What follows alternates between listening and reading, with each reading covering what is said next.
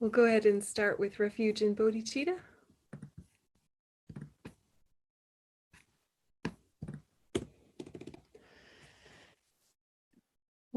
Sangye chudon sogi chunon lai janchu madudani kapsuchi dagi chunyan gi pe sonam ki drola penche sangye drupan sho sangye chudon sogi chunon la janchu padudani kapsuchi Dagi chunyan gi pe sonam gi drola penche sangye drupa sho sangye chudon sogi chunam la jancho padudani kapsuchi dagi chunyan gi pe sonam gi drola penche sangye drupa sho.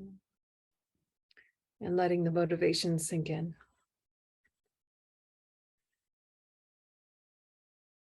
Okay. So welcome everyone. We're doing Tara. We're starting chapter 4. And this Tara chapter is really beautifully and elegantly laid out. There's really nice, short, pithy explanations of all the main things that you'd probably initially be curious about, like what are the 21 Taras, like what are the 8 fears, what's the story with Tara, all of that just really beautifully laid out. So I really recommend to read the chapter. We'll be doing Tara for a couple of sessions in a row. We'll do green Tara, we'll do 21 Taras, we'll do white Tara, and it's going to be a Tara extravaganza. Okay, so I'm looking forward to it. I hope you are too.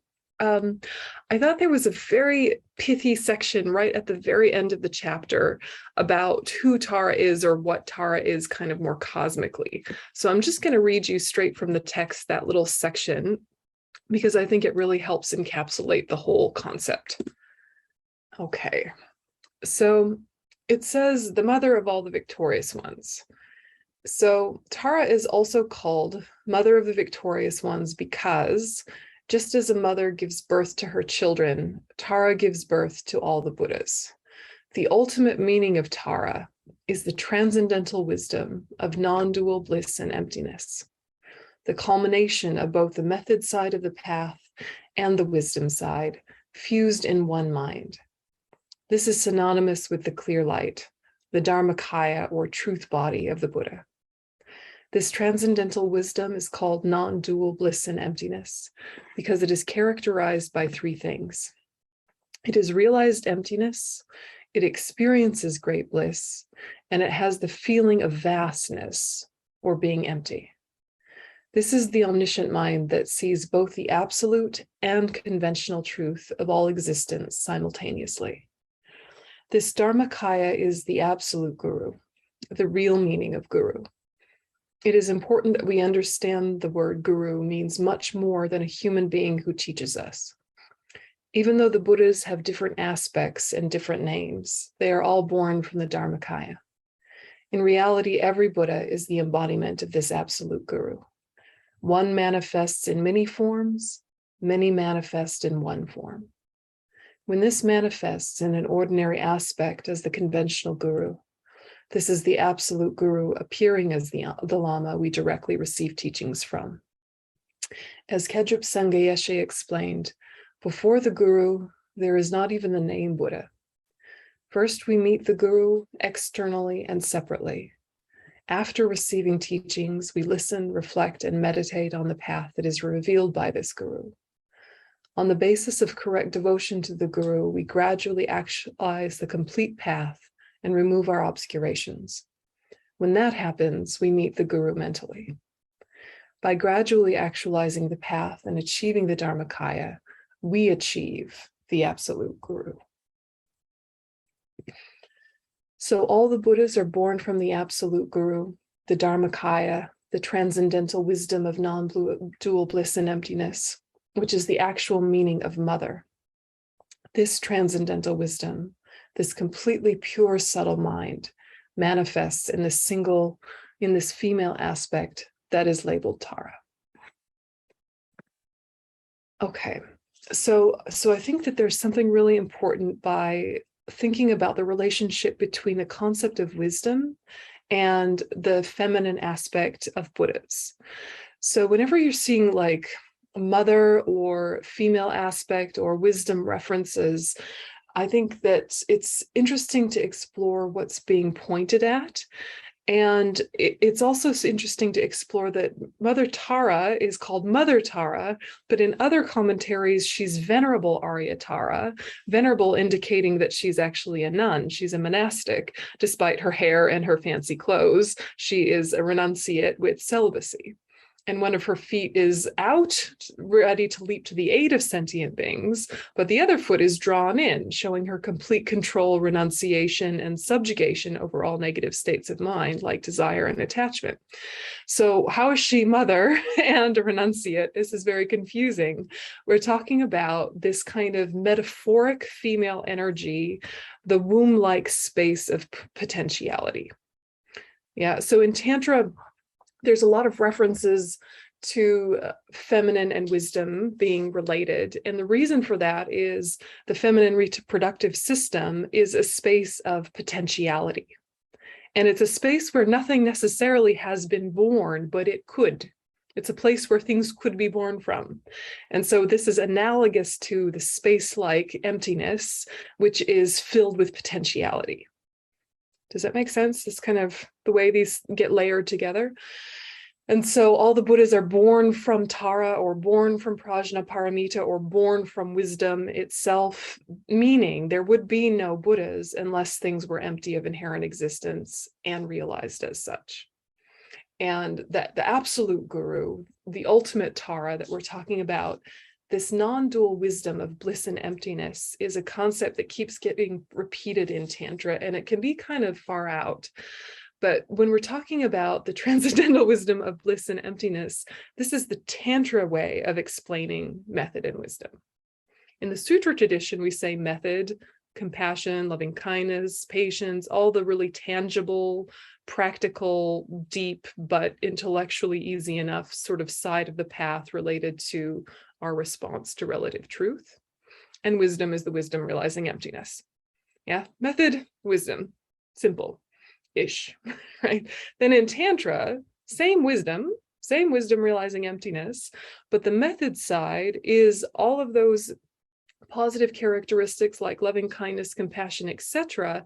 But in this context, we start talking about the method being bliss. And that's where it starts getting a little bit confusing and a little bit like difficult to speak about in a public setting like this, where there's a mixture of people with and without empowerments. But if you're thinking just in general, the kind of blissful, happy mind that happens in any number of contexts, whether it's like a nice meditative bliss or it's other kinds of bliss in your life, that pleasant feeling mentally and physically gets conjoined with a realization of emptiness, and the two become inseparable. The two become inseparable. So when you experience any kind of pleasantness, you remember emptiness. When you remember emptiness, it comes together with a feeling of bliss. And this is an interesting way to start to live even before you have any empowerments, is how can you experience all of the good things in your life richly, deeply, in an engaged and present way, and remember that they're empty. Because what can happen is that as soon as you remember something is empty, it kills the joy, right? Right, like say you're just having a really amazing conversation with someone and you think, oh, we're really connecting, we're really bonding, we're really like, you know, getting to be stronger as friends. Oh, this food is delicious. Oh, this is a wonderful circumstance. I'm so happy. I remember emptiness. And they're like, oh, not from its own side. Oh, that means not really there. Oh, that means... right, which is a complete misunderstanding, but it can happen, right? As soon as you remember that things are empty, it sometimes takes the fun out of it, because things are only fun if they are as they appear to be, or they are permanent as they appear to be, or they are something, right? This is an easy tangle to get into. And so even before you have empowerments, to start playing with, how can I not let the remembrance of emptiness kill my joy? How can I let the remembrance of emptiness actually elevate my joy and de-escalate attachment at the same time? So how about I lean in more fully to all that is pleasant mentally and physically, but unhook myself from the trap of attachment by remembering emptiness? Yeah. So you're remembering emptiness in the sense of, all right, so this is pleasant and wonderful through some causes and conditions that I could articulate and guess at, and a whole bunch that I couldn't. It all came together. No one part of this is the happiness from its own side. Yeah, it's not the cake I'm eating. It's not the conversation I'm having. It's not the person in front of me. It's not the weather today. It's not any one thing making this a happy moment. It's a completely dependent arising of countless causes and conditions coming together. And even my ability to label it as happiness or pleasure is dependently arisen. How wonderful, right? Not, oh, that means it doesn't count. Don't go there. That's actually tiptoeing towards either eternalism or nihilism, depending on your vibe.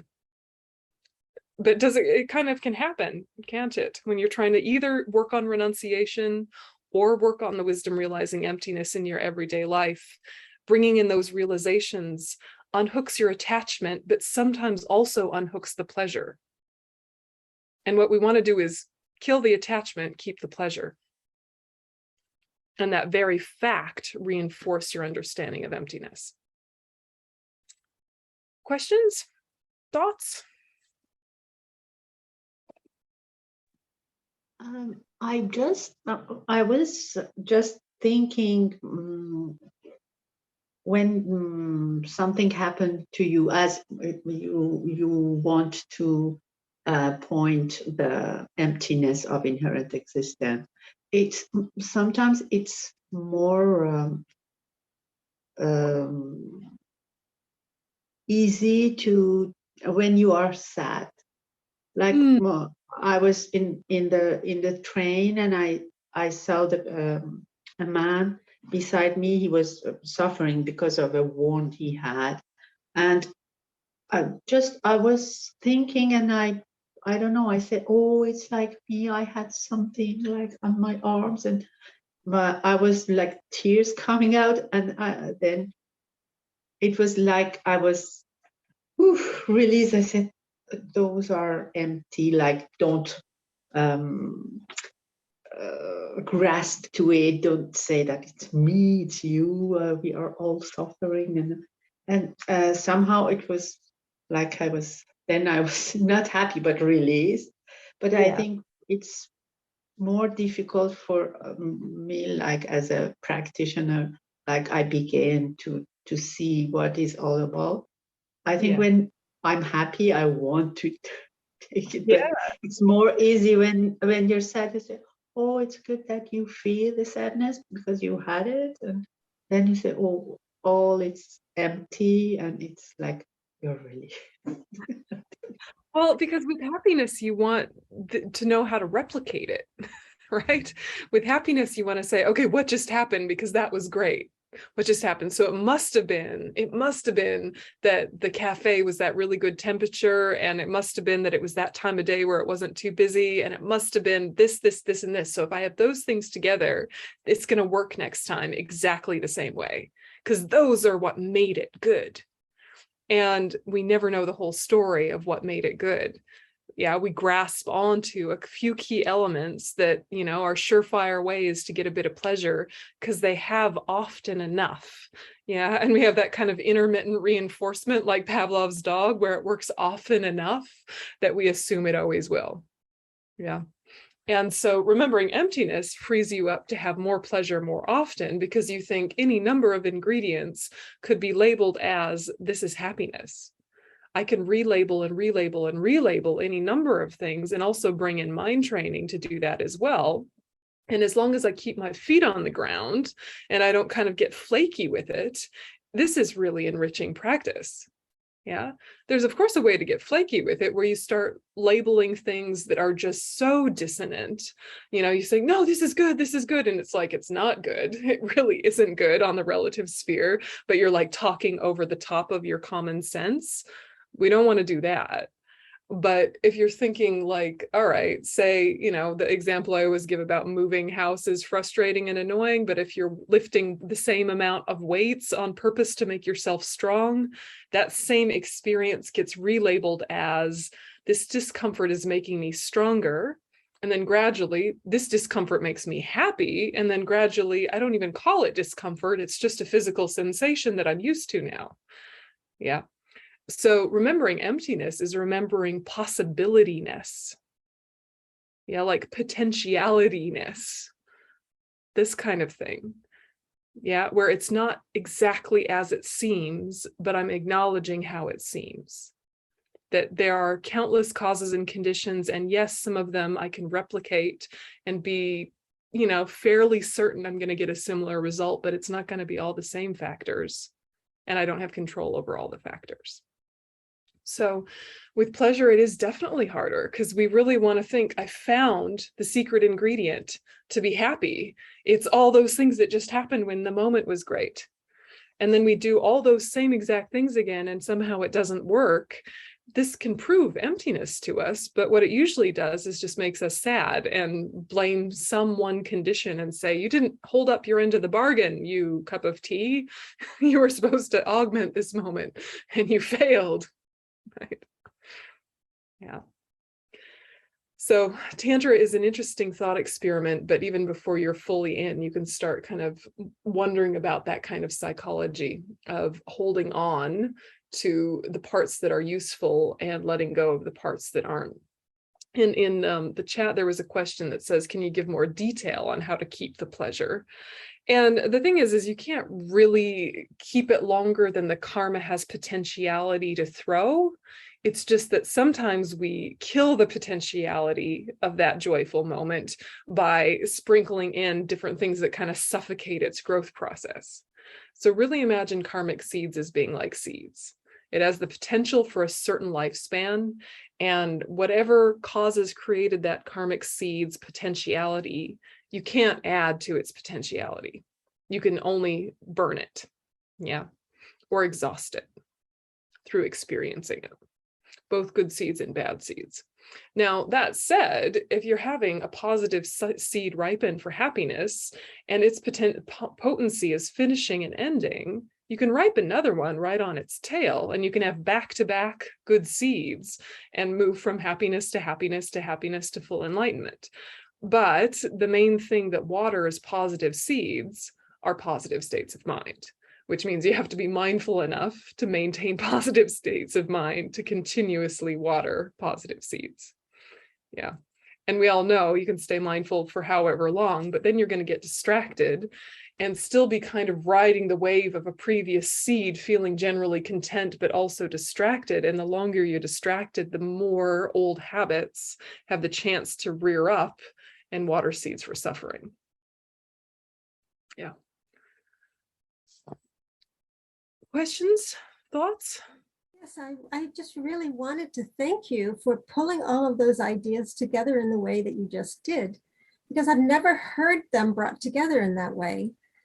And so to bring in the attachment, the joy together, and the emptiness, all of that that you just said, which I cannot repeat, but I have never heard it pulled together like that. And I've always been torn between feeling happy and the ideas that I have about emptiness, which I'm sure are completely, like, really not very understanding. But I do find that when I think about emptiness, my thoughts about emptiness, it does deflate the feeling, whatever it is. And in some cases, that's a very good thing, because then I can be more objective about what's happening. Yeah. And so I've used it in that way, but I've never understood how to use it in the context of, oh, be happy, because His Holiness always says we want to be happy. But then in my personal upbringing, that was not supposed to be something I was to be focused on. So Right. I was very confused, and this makes perfect sense to me, what you're saying. So thank you so, so much. Oh, good. I'm glad. I'm glad. And I mean, the same can be said for renunciation, right? It's remembering renunciation, the determination to be free from samsara. You're wanting to give up attachment to samsaric pleasures, which doesn't mean giving up pleasures. It means giving up attachment. Underline the word attachment. That's the problem, right? The pleasure is not the problem. It's just that we associate the pleasure with what it's actually not associated with. And then we chase something that was never the thing giving it and cause trouble and hurt ourselves and others, etc. Right? So renunciation is really freeing up yourself for more happiness as well. Both renunciation and the wisdom realizing emptiness mean more happiness, not less, the more you remember them. And then when you get to bodhicitta, you're thinking, I'm exchanging cherishing self for cherishing others. That's also going to ruin my fun. And in fact, no, that's the very thing that plants more and more and more positive karmic seeds for more and more and more happiness all along the way, as well as all of the momentum you need for realizations. But at first, when you think to yourself, oh, cherish others, cherish others, cherish others, you immediately think that means nothing for me. And that's not at all what's meant. It's like you start to prioritize your real causes for happiness instead of your sort of samsara symptoms relief conditions for happiness. So you're actually giving yourself more opportunities for joy for the sake of others, knowing that when you're in a joyful, peaceful, centered place, you're of greatest benefit to people in a very direct way. And you also model for them the possibility of happiness in ordinary moments. Yeah, and you don't put the pressure of your own sadness on people when you're coming to them with all your baggage. So bodhicitta also bringing happiness is sometimes counterintuitive because you think, well, I want happiness for others. I shouldn't be having happiness first. But it's kind of like you have to be so filled that you're overflowing and leaking out. Yeah, like a wellspring. Not like you first, me second. It's the you first kind of holds you in the right positioning for all of your stuff to ripen. So it's not like instead of me, sentient beings, it's sentient beings before me.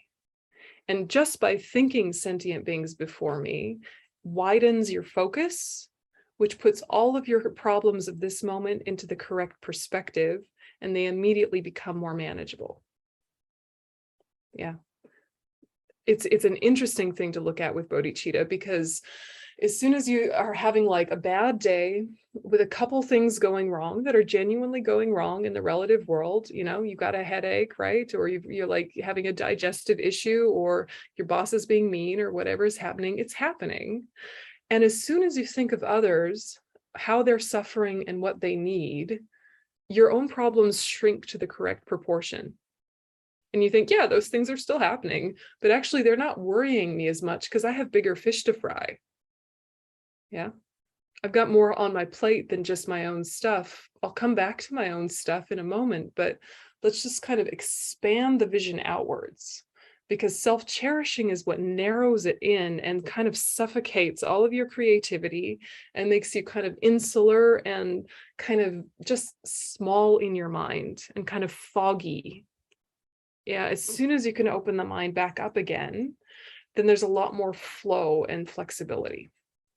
So that's the first benefit just right away. And then, of course, by doing that, that creates a powerful condition to water your old good seeds, which then will slowly or not so slowly ripen into present moment happiness. So the thing we don't realize about karma is the lag time. Yeah, that's the thing that we get hung up on with karma, is that it's the mental factor of intention that plants karma on the mental continuum, but it's the mental factor of feeling where it's experienced. And so you might think, I'm thinking positive, good, kind things, but I'm not happy. I'm doing my practice, but I'm not happy. And what you want to do is to not worry about happiness being immediate. Know that happiness will come. So by doing your practice, doing it genuinely without being too worried about whether you're immediately happy or not, really doing it for the sake of others, plant seeds for the future and waters seeds from the past. simultaneously. Yeah, by practicing, you're planting seeds for the future, watering seeds of the past. And then you give it a minute, and some of those past seeds start sparking up, and you start getting quite happy. And then happiness begets happiness, and you get on a roll, and your practice becomes really joyful and blissful. And you're watering old seeds and planting new seeds, and watering old seeds and planting new seeds. And all of it is in the realm of virtue and happiness. And you really can get on a beautiful roll with it. But to allow yourself the acknowledgement of the lag time. Yeah, and I think we all know that feeling of days when you don't particularly feel like practicing, and you sit down and it is a struggle for about a minute and a half. It's like a war to sit still. You're like, I don't want to, right? I don't want to. And if you just let that resistance roll through and say, but I'm gonna anyway, just friendly and gently, but I'm gonna anyway, it won't get better for a minute and a half. It'll be awful, and then it'll be better, right? Give it a minute. Yeah, so that's the thing with karma, is you got to give it a minute to kick in. Yeah, what's happening in the present is really not about the present. What's happening in the present is creating a future and engaging with the past. Yeah. Thank you very much. I actually had a question from a couple of weeks ago when you made this comment, and you said, that Lojong is like thought transformation for the conceptual mind. And Tantra is like, I thought what you said is Lojong for the subtle mind, but I didn't follow that part, Tantra being Lojong. Yeah, and I said the coarse mind, not necessarily the conceptual mind, because the coarse mind, I don't know, broader, anyway, fine point. But the subtle mind is not yet accessible, but it's still trainable. Yeah. So that's a weird thing to sit with. The subtle mind is not yet accessible, but it is still trainable. What does that mean? What it means is that all of the conditions around it are things that we can start to have influence over, so that they will kick in when we have the merit or the conditions for the subtle mind to manifest. So if our practice never develops to the point where we can experience the subtle mind in meditation, we will experience it at death. And if we've been really conditioning the mind with Tantra, and really conditioning the mind, particularly bodhicitta, renunciation, emptiness, then at the time of death, those thoughts condition the mind such that when the fundamental mind becomes manifest, it's kind of carrying that habituation, and there's more potential for progress.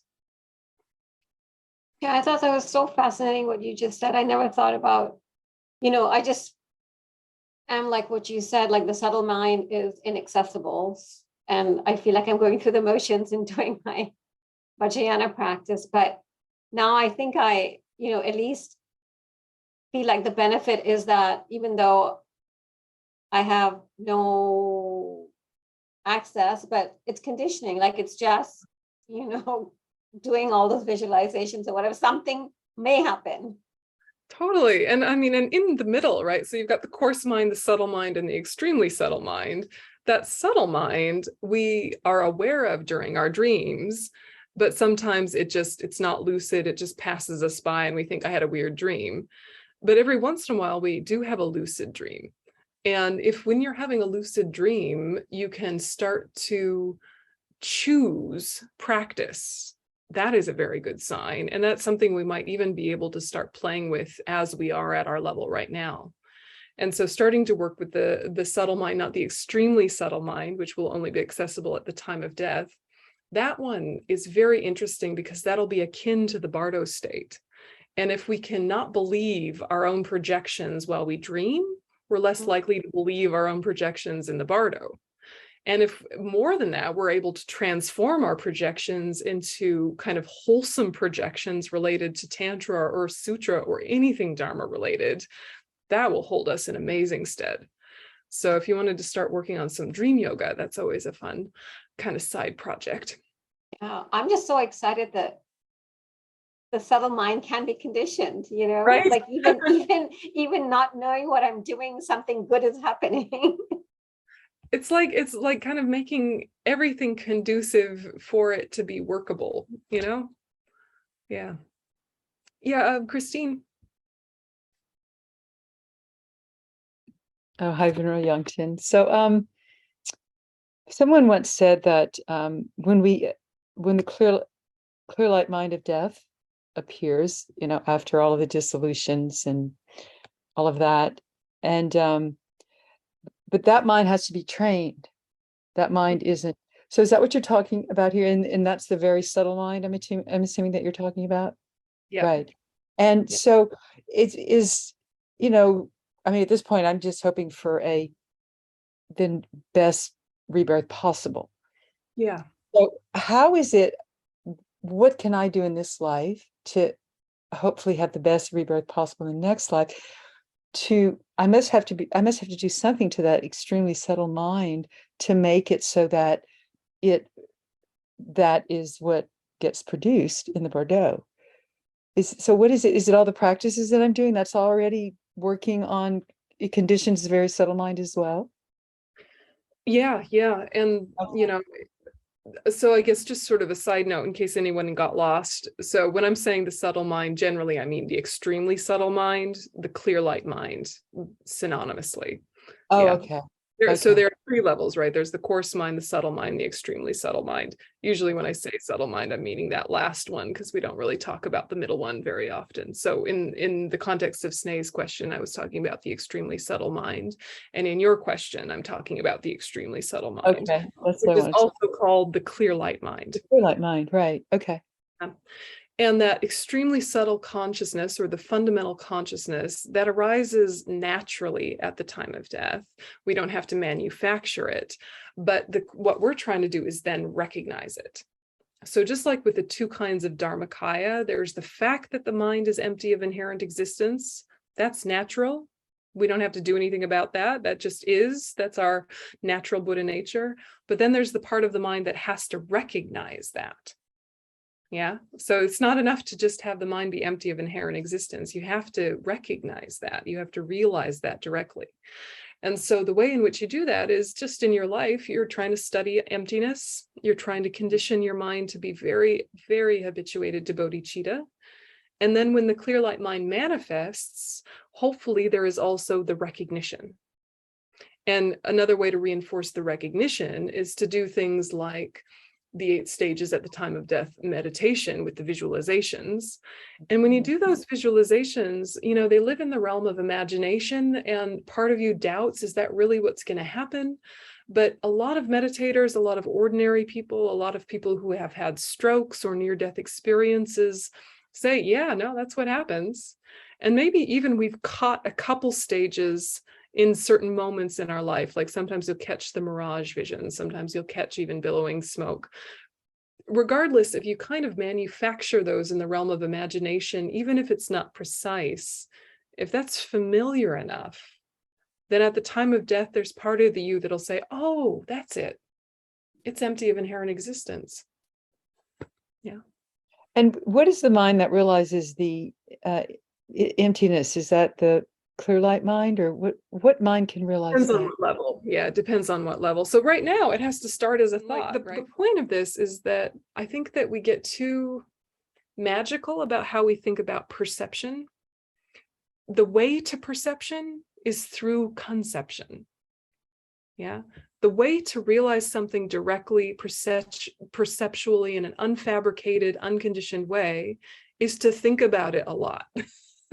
Right? The conceptual thinking mind must be engaged a great deal for it to kick into a realization. I see what you're saying. I like Yeah. that.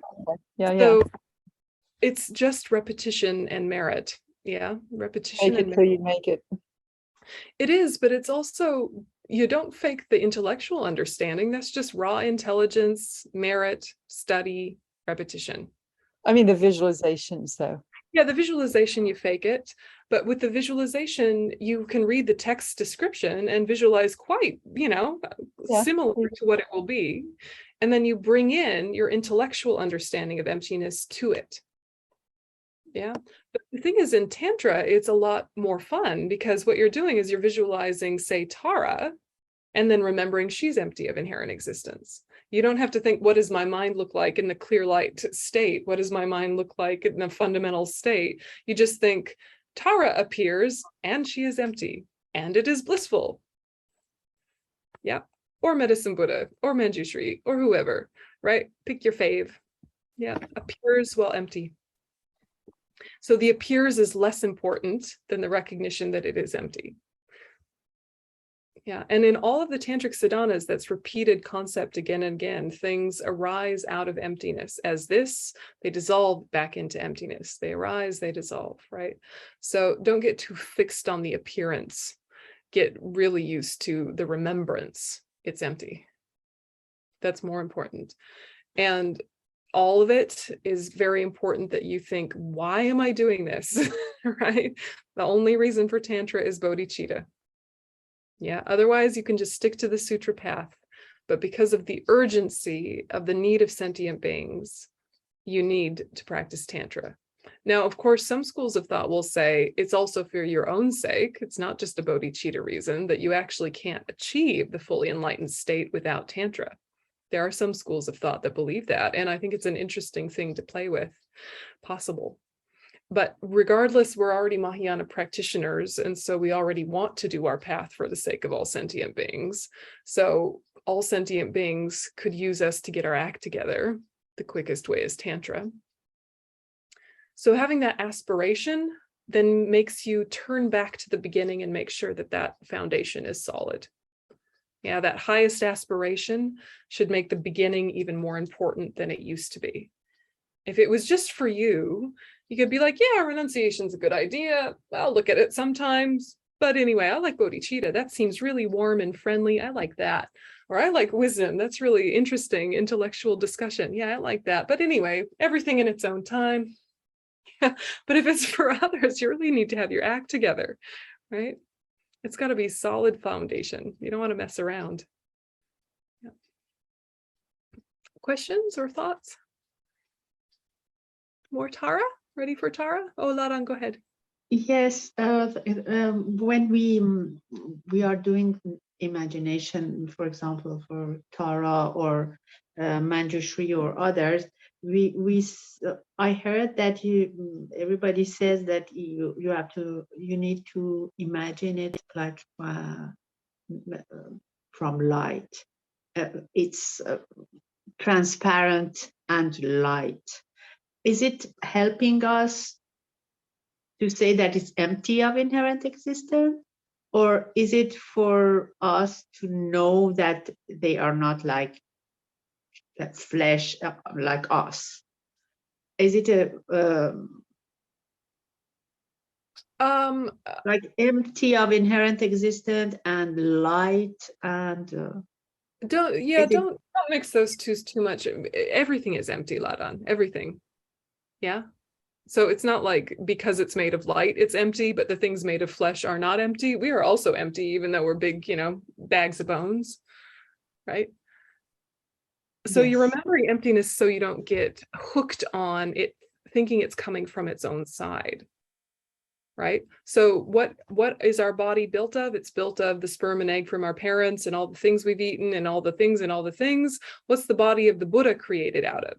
It's created out of merit and wisdom, right? It comes about through the development of those. So if you're thinking it comes out of emptiness, it prevents you from thinking just magically out of nowhere, unrelated to cause and effect, here's Tara, right? Ta-da, right? You don't want to think that because it makes you a fundamentalist, and it also makes you think that her state is something other than the state that you will develop or that you're working on, right? You have to remember that Tara came about through causes and conditions. Yeah, so her development is empty of inherent existence, just like our development is empty of inherent existence. So you're remembering again and again so you don't get fixed on kind of a funny idea about the Buddhas themselves, that they're like somehow the special case that is somehow magically inherent. Yeah. Thank you. Yeah. Okay, Tara, yay, Tara. Ooh, here we go. So chapter 4. And this is from a different book called Skillful Grace, which has some really interesting bits and pieces about Tara. In it, it quotes some of the sutras, which I thought you might find interesting. So we read in the Vimalakirti Nirsadesa Sutra that Tara says, in this life, there is no such distinction as male and female, self-identity, a person, or any perception of such. Therefore, attachment to the idea of male and female is quite worthless. Weak-minded worldlings are continually deluded by this.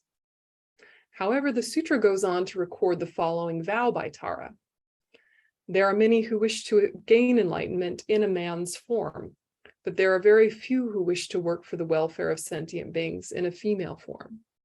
Therefore, may I, in a female body, work for the welfare of beings until samsara has been emptied. So it looks like a contradiction, or it looks like some sort of paradox. If there's, in emptiness, there is no distinction of male and female. Male and female are merely labeled by the mind on any number of collections of any number of parts. So kind of clinging to male, clinging to female is another symptom of grasping at inherent existence. From beginningless time until now, this consciousness has entered into so many different kinds of samsaric bodies, human bodies, animal bodies, bodies of light, all sorts of bodies, bodies that were so-called female, so-called male, everything in between. We've been everything all the time. And now here we are in a bag of bones that has been labeled as some sort of gender that we either are fine with or aren't fine with, but there it is. Clinging to it would be a problem. However, there is a problem in the relative world, isn't there? In the relative world, female-bodied people are looked down on. And in the relative world, all cultures across the board, with very few exceptions, women are seen as needing to be subordinate or whatever. And of course, that's changing in lots of ways, but I think Tara's vow is interesting because she's saying, despite the fact that there is no inherently existent gender, since I wound up with a female-looking body or a female-seeming body or a female projected body, or however you want to frame it, I'm going to just keep going with that trend and stay a lady, right? Despite the fact that women have fewer resources and access to Dharma, and women have bodies that are more complicated and problematic from a certain perspective, but also more magical and wonderful from another perspective, whatever. She's kind of saying, putting aside the fact that gender lacks inherent existence, in the relative world, gender is very important to people. And so far, people in leadership are, by and large, percentage-wise, men. So in this lady body, I'm going to attain enlightenment, and vowed to do so and did. So it's an interesting kind of like thing to sit with your own relationship to your own gender of internally, let's work on it not being such a core identity feature. Externally, if we're in a woman's body, how can we model a better way to use a woman's body and not feel so oppressed by the patriarchy, right? But internally, you're kind of trying to get rid of all of that over-identification, yet externally using it as a tool. Does that make sense? Yeah. It's like, and of course, when we're at Dharma centers, most of the time, Dharma centers are mostly women. It's weird, yeah? And then all the people in leadership are mostly men. It's weird, isn't it? So obviously still a problem, despite the fact that that vow was made many moons ago. So I say let's keep being ladies if we can. Or not ladies, just women. How's that? We don't have to be ladies, just be women. Christine? We hold up half the sky. Exactly. Exactly. I just want to note, I think every person on this call is a woman. I think today, yes. Yeah, not always, but today, yeah. Not always. Team Tara. Now, of course, for men, it is very good for them to practice Tara because it helps them with their toxic masculinity. It also helps them with their over-identification in the male form, right? It can help so many things. And, for us kind of jumping in and out of forms in Tantra that are, some young forms, some old forms, some beautiful forms, some wrathful forms, some male forms, some female forms, all of that helps break down your grasping at the self. Yeah. So it's like whatever tool you're using in Tantra, use it as written. Don't think I can't be a man's body when I'm doing Manjushri, even though it's a male deity. I'll have to make Manjushri female. Don't do that. Yeah. When you're doing Manjushri, you're male. When you're doing Tara, you're female. Neither of them are male or female, right? They're just adopting an aspect for a particular purpose. Is anybody lost? You know what I'm talking about? Yeah. Okay, good. All right. Okay, so this iconography conversation is from Andy Weber. There's also really good iconography conversation in the book itself, but I thought to share this one. So Tara is a special deity, the manifestation of all the Buddha's holy actions. Yes, holy actions of body, speech, and mind. Therefore, she is called Mother. By depending on Tara, one receives enlightenment as all those who in the past have depended on this special deity. This manifestation of all the Buddha's holy actions have received enlightenment. So like Manjushri is a Buddha of wisdom and Chenrezig is a Buddha of compassion, Tara is a Buddha of action and protection, which is not to say she doesn't also have compassion and wisdom, and it's not to say they don't always also have action and protection, right? But the emphasis. So the emphasis of Tara is action. And so when you see the iconography, often a question comes about like, why the jewelry, why the, billowing clouds of fabrics, why all of this like accoutrement, aren't we supposed to be renunciation focused? And of course, it's all symbolic. In this case, the jewels represent the 6 perfections. And the necklace, for example, is the 3 types of generosity.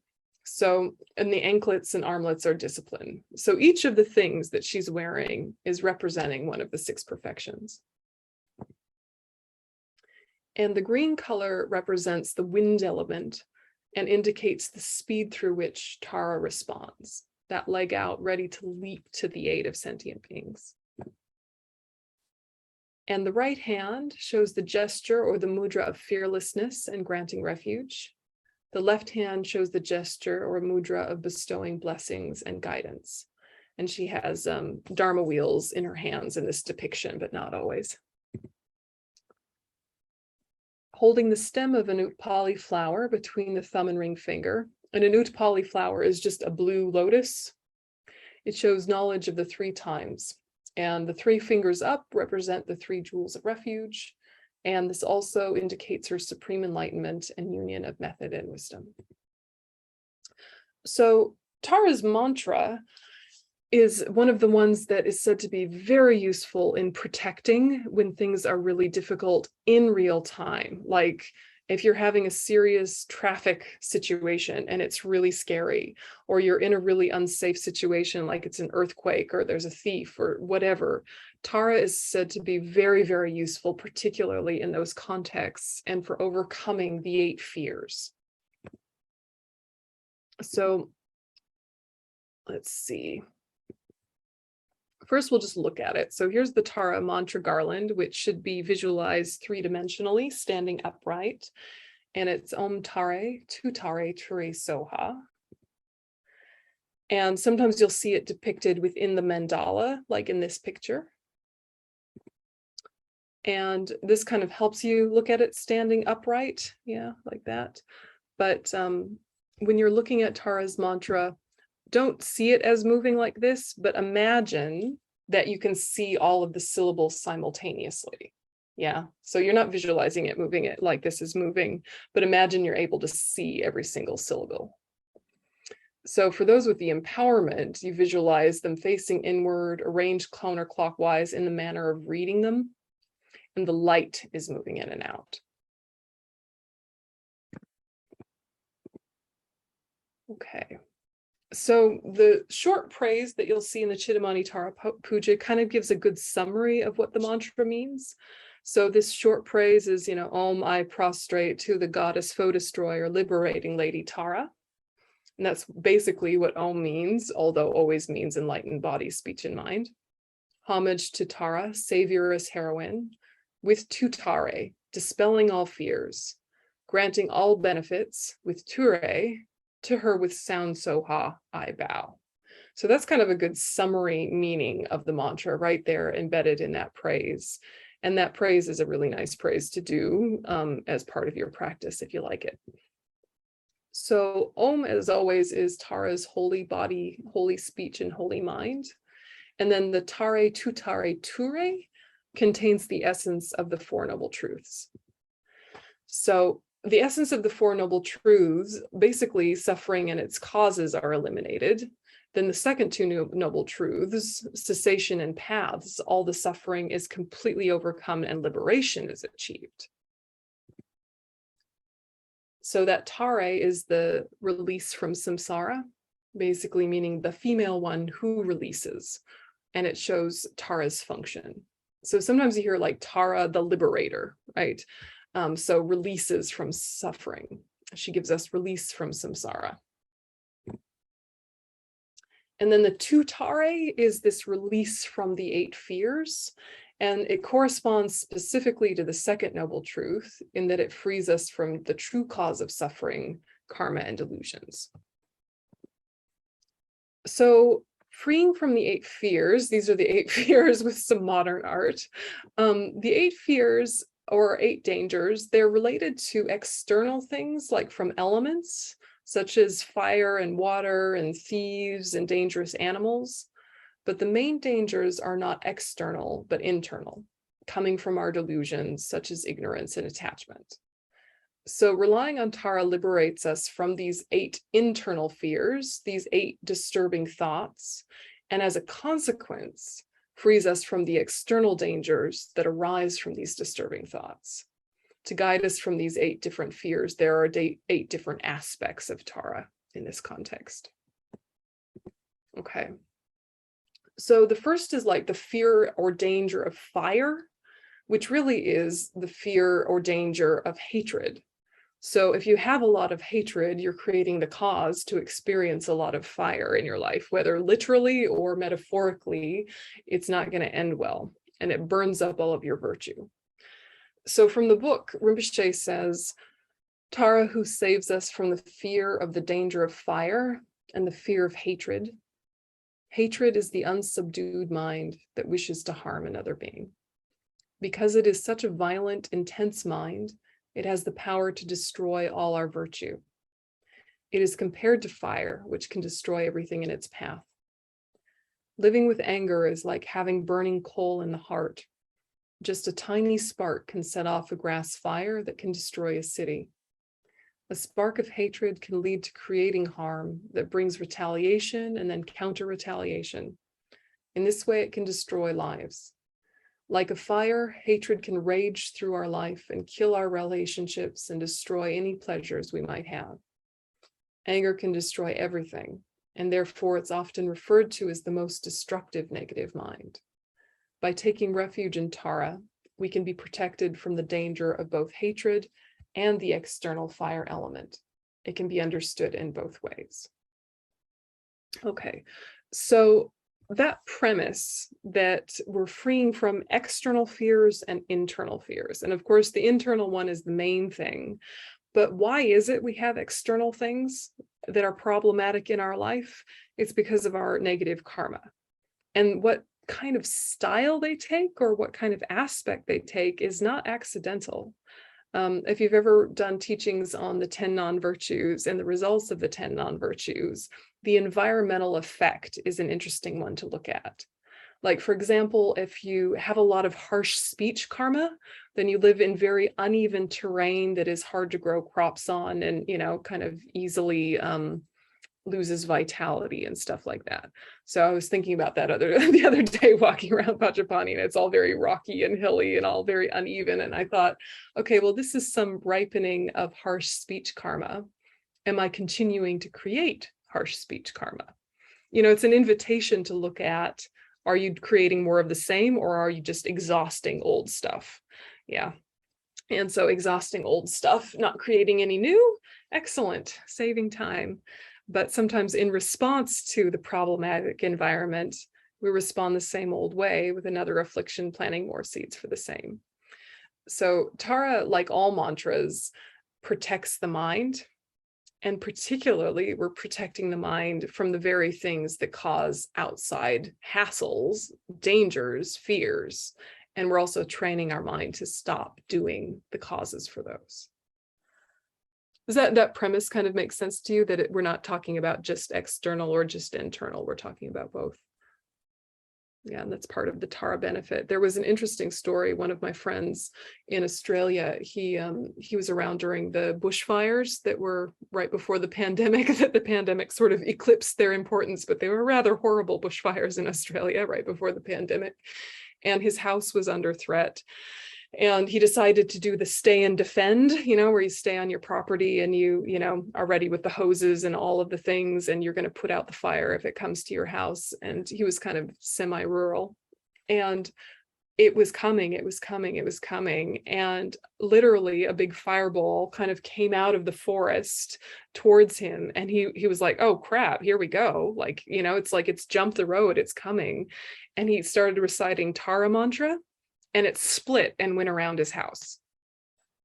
Now, I was not there. He may have been exaggerating, but I mean, all around him was burnt and his house was okay. So I'm like, well, Tara, right? Amazing, right? So it's kind of an interesting thing to sit with, of if we've created the cause for it, saying the mantra can activate our protection karma if we've created protection karma in the past. And probably we've all been kind, sweet parents protecting our children in this or past lives. We've been good, kind pet parents and taken care of our pets well and protected them from dangers. Like, we do have lots of protection karma, no doubt. We're nice people. How can we water it and activate it? A powerful condition is a mantra like Tara. So these stories can be inspiring, but also, grain of salt. Conditions apply. So you can do it this way, where you're saying the mantra, or you can do something like this prayer from the first Dalai Lama. And you can kind of say, okay, driven by the wind of inappropriate attention, billowing forth swirling smoke clouds of misconduct, it has the power to burn down forests of goodness. The fire of anger, please protect us from this danger. And you imagine sort of praying to Tara, this prayer, and then you sit and you just Om Tare Tu Tare Ture Soha, and imagine green nectar light coming, planting the seeds for that kind of protection, as well as purifying past causes of having done so. And then we have the fear or the danger of water, like floods, and the fear of attachment. So there's the Tara who saves from the fear of the danger of water and the fear of attachment. Attachment is like water. Some dirt on dry cloth can be brushed off easily, but when the cloth is wet, the dirt soaks right into it and it becomes incredibly difficult to clean. The wet cloth and the dirt sort of become inseparable. In the same way, it is almost impossible to separate the attached mind from the object of attachment. This Tara can protect us from all the outside dangers caused through water, such as floods and tsunamis, as well as the danger of attachment. So, really think practically about attachments in your life, whether it's food or an activity or a person or whatever, especially if it's like gotten into like obsession category and it's really problematic. If you can't stop thinking about it, whatever it is, try saying the mantra as a circuit breaker, and also to kind of help settle the mind and come back to your good, kind heart. Sometimes analysis is not going to work if you have a really inflamed attachment. Sometimes you just need to interrupt the momentum of it. Yeah. So you do this with attachment or with anything, but it's helpful to know that's one of the benefits of Tara mantra. So you think, sweeping us in the torrent of cyclic existence, so hard to cross, where conditioned by the propelling winds of karma, we are tossed in the waves of birth, aging, sickness, and death. The flood of attachment, please protect us from this fear. Om Tare Tu Tare Ture Soha. And then we have the fear or danger of lions and the fear of pride. So probably lions, less of a danger for us where we live, but you never know. But pride, certainly. So there is the Tara who saves from the fear of the danger of lions and of pride. So the snow lion exemplifies pride because it lives in very high places and thinks of itself the most powerful and magnificent of all the animals. and regular lions as well. There's this kind of Tibetan Buddhist iconography about lions having floppy ears that gets repeated in like our monastic clothes. For example, we have these little flappies on the end of our ceremonial robes, and it's to represent lion ears flop down, because if you have confidence in Dharma, you're like a king of practitioners, and you don't have to be alert the way a lion doesn't have to be alert because it doesn't have any predators, so it gives you this confidence and this bravery. But the flip side is, if you're not careful, it can turn into pride. So we have all of these little flappy things like reminding us of keep confidence, dispel pride, hold your vows well, but don't get cocky, these kind of little mind training methods that are peppered through our clothes. Yes. And yes, of course, mountain lions, Karen's pointing out. Yes, a fair amount of mountain lions in California. Yes, it's not just regular African lions. We do have mountain lions, right? Yeah, probably just there, right? There's so many deer. Okay, Tari Tutari Tereso, Tari Tutari Tereso. So dwelling on the mountains of wrong views of selfhood, puffed up with holding itself superior, it claws other beings with contempt. The lion of pride, please protect us from this danger. And then we've got fear or danger of elephants. And the elephant is used as an example of ignorance because when it's untamed, its harm can be enormous. So I think this one can be confusing because elephants are so smart, right? Elephants are so smart, but we're not talking about the fact that they're smart. We're talking about when they really go off, when there's a rampaging elephant, it just destroys everything. And sometimes we minimize the danger of our ignorance, but because of ignorance, so much else gets worse. So we think not tamed by the sharp hooks of mindfulness and vigilance, dulled by the maddening liquor of sensual pleasures. It enters wrong paths and shows its harmful tusks. The elephant of ignorance, please protect us from this danger. Om Tari Tutari Turi Soha.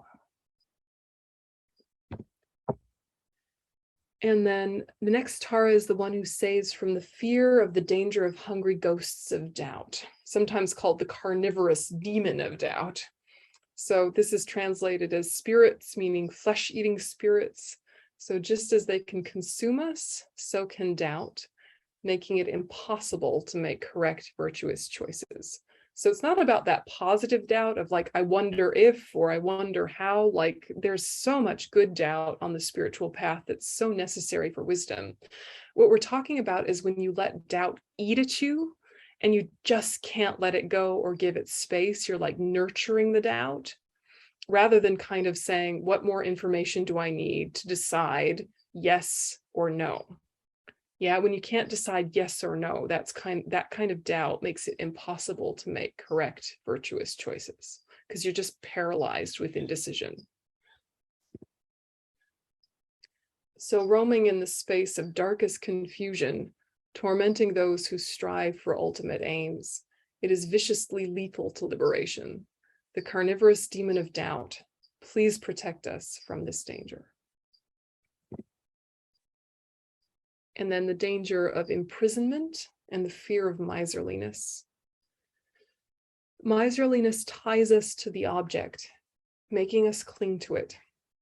Further, it ties us to the whole of samsara through desire for samsaric perfections we're attached to. Like a chain that imprisons us, which each link holds the next, our miserliness is always grasping at one object of desire after another. So it's, sometimes we think of attachment and miserliness as like a holding or a hunger, but it's also useful to think of it as a binding and a constricting and a tightening. It makes you stuck. So binding embodied beings in the unbearable prison of cyclic existence with no freedom. It locks them in craving's tight embrace. The chain of miserliness, please protect us from this danger. Om Tari Tutari Turi Soha. And then 7 is the fear of danger of thieves and of wrong views or heresy. Whenever heresy arises through the three rare sublime ones, the Buddha, Dharma, and Sangha, such as denying the teachings on karma and reincarnation, it robs us of the merits that have been collected within our mind stream for countless eons. Because heresy postpones for an incredible length of time the ripening of results of even the merits we have dedicated, it is very dangerous. So this one, I think, warrants a little bit more unpacking, because so heresy and wrong views, it's like not just confusion, it's like believing the wrong thing. Yeah, and even, actively criticizing from the wrong perspective the teachings of the Buddha. So this is not like if you say something bad about the Buddha's going to be mad at you and turn his back or something silly and petty like that. It's not that. And it's not that if you have kind of qualms or like doubts about the Dharma, that's a bad thing. You should have doubts, like check them out, like have doubts. Some of it's wild, far out stuff, like have a minute and like don't force yourself to believe anything, really sit with it. But the thing about heresy is that if you can think about times in your life unrelated to Dharma, where you've gotten really, really critical about something and really dogmatic in your criticism about something, if you found out that you were wrong, it's kind of like you've built such an identity around what you're saying that you can't even hear new information and change your view, right? We see this happen with politics all the time, where you kind of identify with your own criticism. So then nothing can touch you, even when you come across different facts that should change your mind, they don't. You get like a confirmation bias. So this kind of heresy and wrong views is when you've kind of decided the wrong thing and you're not going to hear any more about it. You shut your ears down. And if you shut your ears down to the Dharma in this way, it's kind of like, even if you start to open back up again, there's part of you that is kind of broken something and it's hard to patch it back up. So Rinpoche is, of course, not wrong in the huge dangers of heresy, but the way we hear that sometimes sounds like you're not allowed to question and doubt, when in fact you should question and you should doubt. It's about coming to a conclusion that says, well, that is rubbish, nonsense, BS, and I'm flicking it off. It's stupid. I'm better and more than that, or something, like getting really your pride involved and really getting a lot of like, yeah, the best example is like in politics. You see it happen all the time, where people are so used to believing one certain way that even when they find out new information, it doesn't change their mind because they're so identified with their view. Yeah. And I mean, that can happen to any of us. Yeah, it can happen to any of us. So one of the ways to kind of break through that is to make sure that you keep checking yourself, like with some sort of objectivity and detachment, like every once in a while, look at your own life and your beliefs as if from the outside. Is it healthy? Is it serving the greater good? Like, be critical from that perspective. What do you guys think about that one? Is it sitting okay, or is it kind of triggering any questions or additions? I have a question. I have a question. And usually I look on my phone of that when I don't know. But heresy is the ignorance, like to take the what is not real for real, right? Is it ignorance? Heresy? I don't know. My phone is over there. Sorry. Heresy is like a belief or a theory that sort of, I guess, goes against teachings. Yeah, you're going against. Yeah. Mm-hmm. Yeah. I knew that. Yeah. Yeah. Thank you. You're believing wrongly. Yeah. Like you believe that karma doesn't exist, or inherent existence is true. Yeah, right? Exactly. I mean, like colloquially, it's like an opinion that's at odds with what everyone else accepts. Like if you're saying, the sky is yellow or something, you're like, that's heresy, but we usually frame it that way. It's not like a colloquial term, right? But with the Dharma, it's not like you need to accept every single tiny nuance of every single commentary in the Dharma.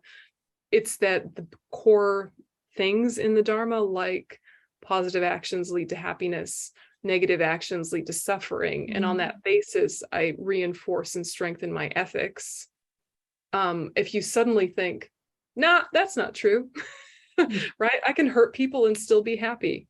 Yeah. And you start kind of saying, yeah, and look, I hurt someone the other day and I felt great about it. You know, karma didn't get me and I've gotten away with it. Oh, actually, that shows karma's nonsense. And you go down a whole kind of really short-sighted rabbit hole and leave behind your ethics. That's heresy. Yeah. But it's not challenging it and going, okay, well, what is good and what is negative? And what is happiness and what is suffering? And why does that play out that way? And, you know, asking deep questions is really important. But it's if you start going, actually, no, that's complete rubbish. One of the core tenets that can really block your progress. It's a religious term, right? It's a religious, I get it. I'm sure it's used in other contexts occasionally, but almost never. It's pretty much all religious context. Yeah. Yeah, we use it in joke sometimes, right? Like if someone says, I don't even like Beyonce, you're like, oh, heresy, right?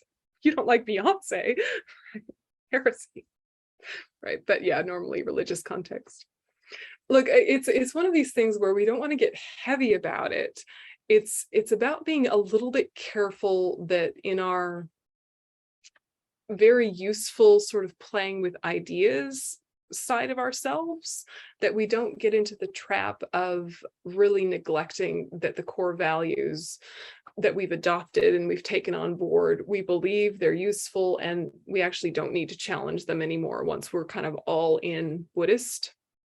But all of the details and the nuances might be up for grabs for years and years to come and need a huge amount of kind of wrestling with. But we don't want to be kind of adopting a position that is so counter to the path that we can't progress. Yeah. And, you know, and it can happen, right? This happens with a lot of people with crisis, right?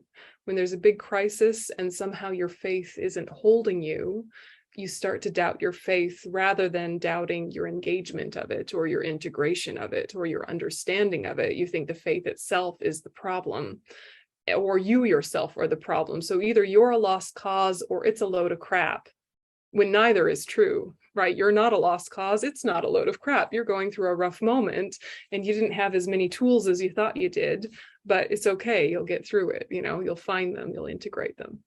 But in those really, you know, fragile moments, it is easy to say to yourself, that's a load of crap. It didn't work. Because it's a hard moment, right? And you know, you had an intellectual understanding, but it hadn't deepened yet. Yeah, so gently, but you know, that one is a tricky one. So then the prayer for it is roaming the fearful wilds of inferior practice and the barren wastes of absolutism and nihilism, those being the worst wrong views, right? Absolutism, nihilism. They sack the towns and hermitages of benefit and bliss. The thieves of wrong views, please protect us from this danger. And then the last one is the danger of snakes and the fear of jealousy. And just as a snake can creep up on us unobserved and bite us, jealousy can bite us and cause us such pain. So the prayer is, lurking in its dark pit of ignorance, unable to bear the wealth and excellence of others, it swiftly injects them with its cruel poison. The snake of jealousy, please protect us from this danger. Om Tare Tutare Ture Soha. So those are the 8 fears that Tutare protects from. And then Ture releases from disease. So this is related to true cessation and true path. And Soha is, so be it, may these ideas take root and integrate. So you can read the rest of those slides some other time, but for more on Tara, I really suggest this one with the arrows, How to Free Your Mind by Thupten Chodron. It's really, really excellent book. And these other ones are great as well. So we'll have like a 2-minute stretch and then we'll do a short meditation. So just 2 minutes.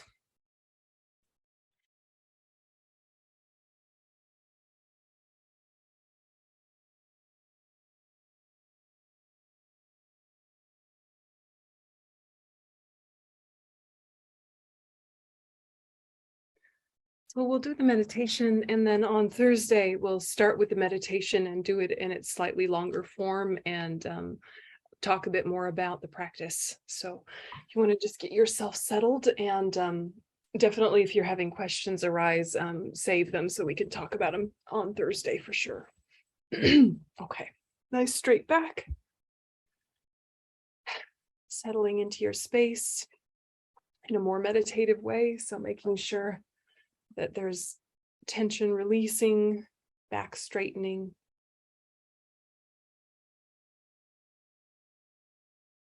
Just bringing your awareness to the body.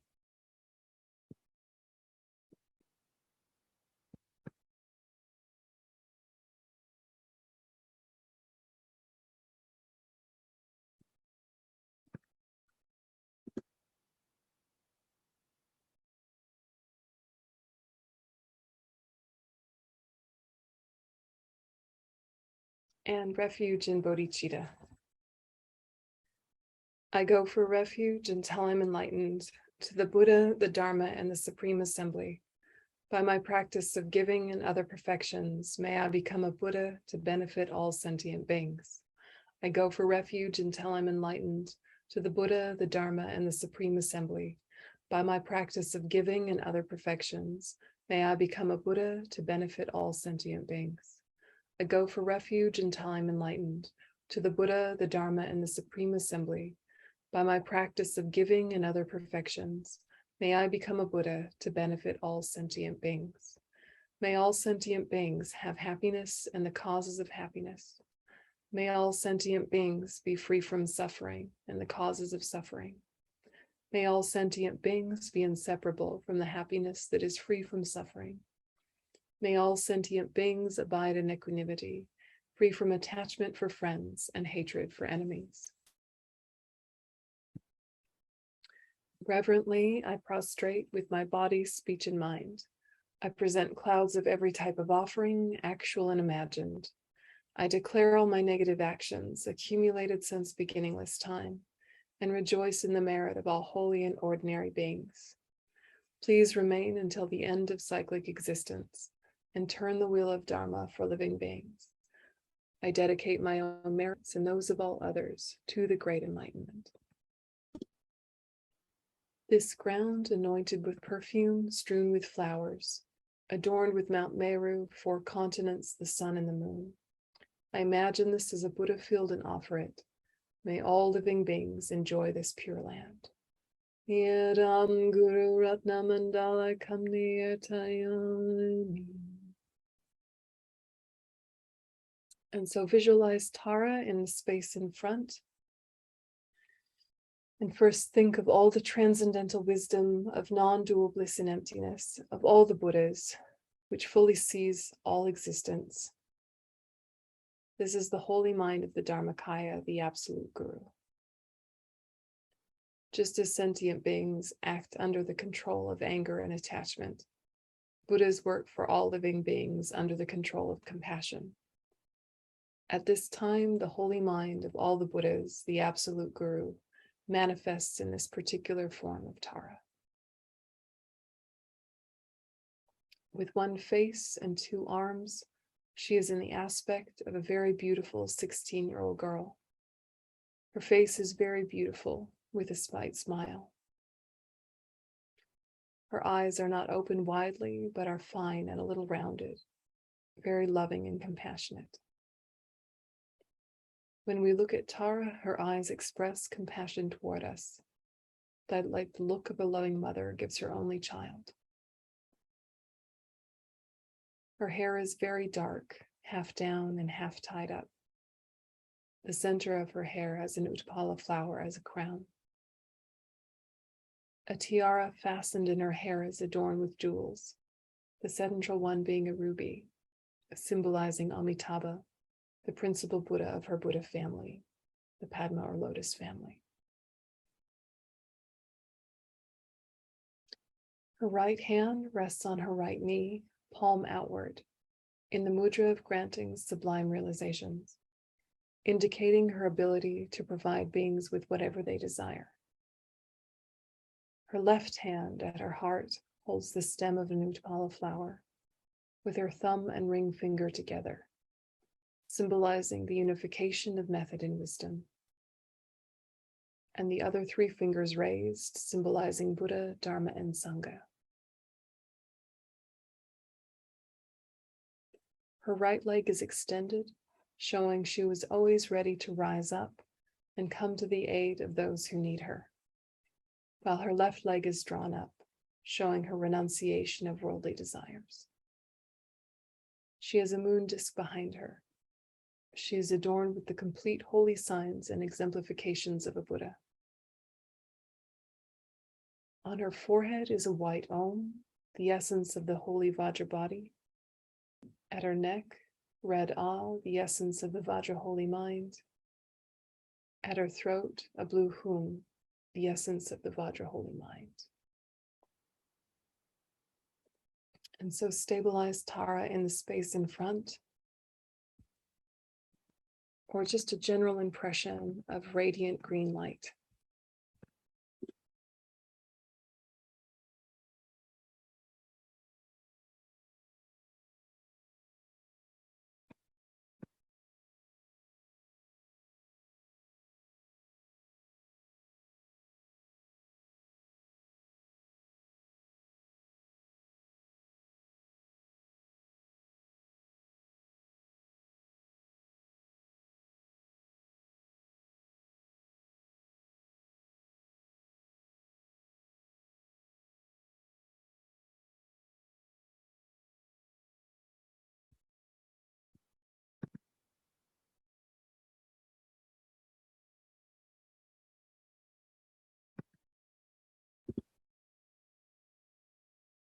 From the Om at Tara's forehead, white nectar beams are emitted and enter you through your forehead, completely purifying all the obscurations and negative karmas you've accumulated with the body from beginningless rebirths until now.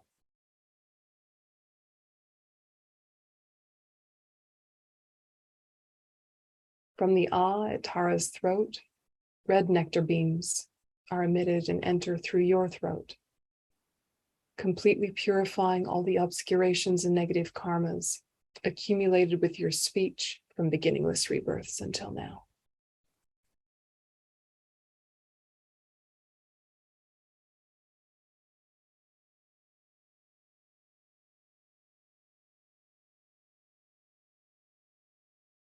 From the Hum at Tara's heart, blue nectar beams are emitted and enter your heart, completely purifying all the obscurations and negative karmas accumulated with your mind from beginningless rebirths until now.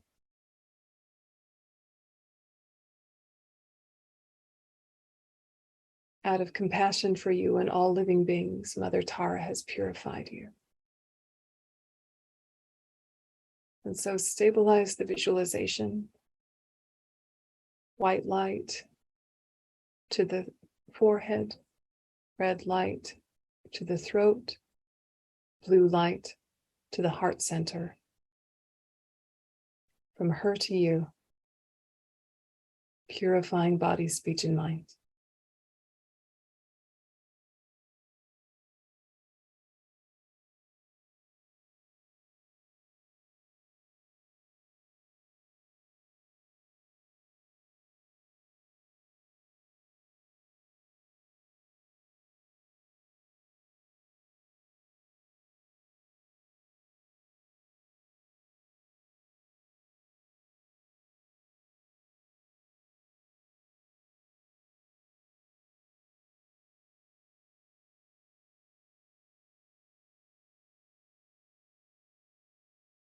And then add the mantra. Om Tare Tu Tare Tu Re Soha. Om Tare Tu Tare Tu Re Soha. Om Tare Tu Tare Tu Re Soha.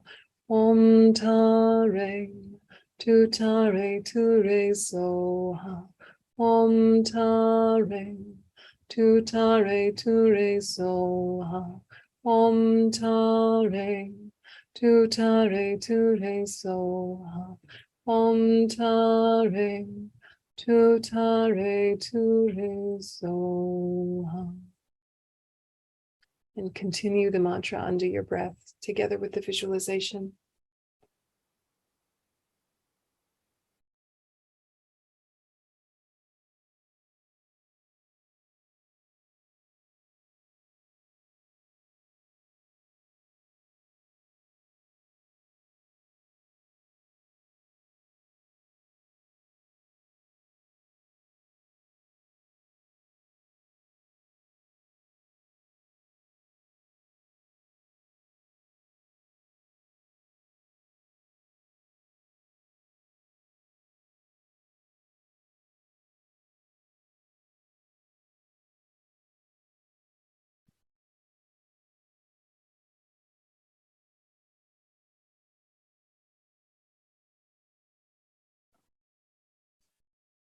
Om tare tu tare ture soha.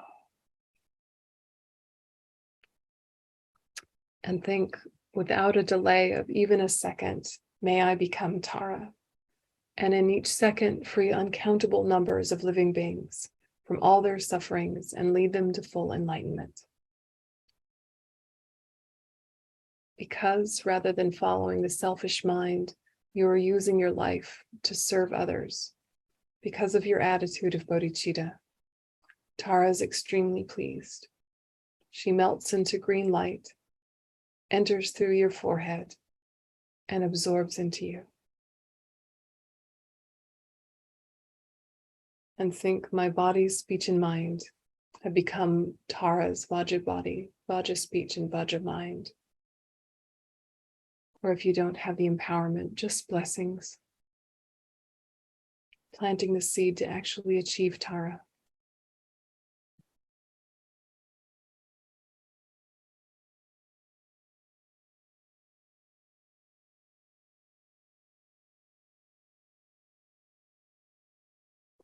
And we dedicate.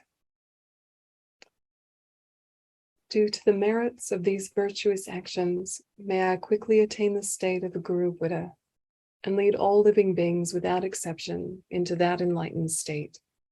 May the supreme jewel bodhicitta that has not arisen arise and grow. May that which has arisen not diminish, but increase more and more. And remember the emptiness of the three spheres.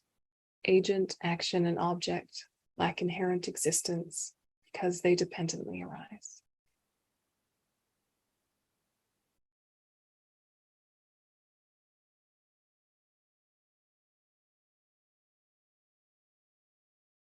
Okay, you can relax your attention. So this evening, if you want an experimental homework, there's a common tradition that you fall asleep imagining that you sleep in Tara's lap and that she helps you during your dream state to be lucid and stay along the path to enlightenment. So if that feels like a comforting or interesting practice, you can experiment with that tonight as you go to bed. Imagine you fall asleep in Tara's lap and she's sort of continuously sending blessings all throughout your sleep. So should you choose to accept it, I'll see you Thursday. Thanks, guys.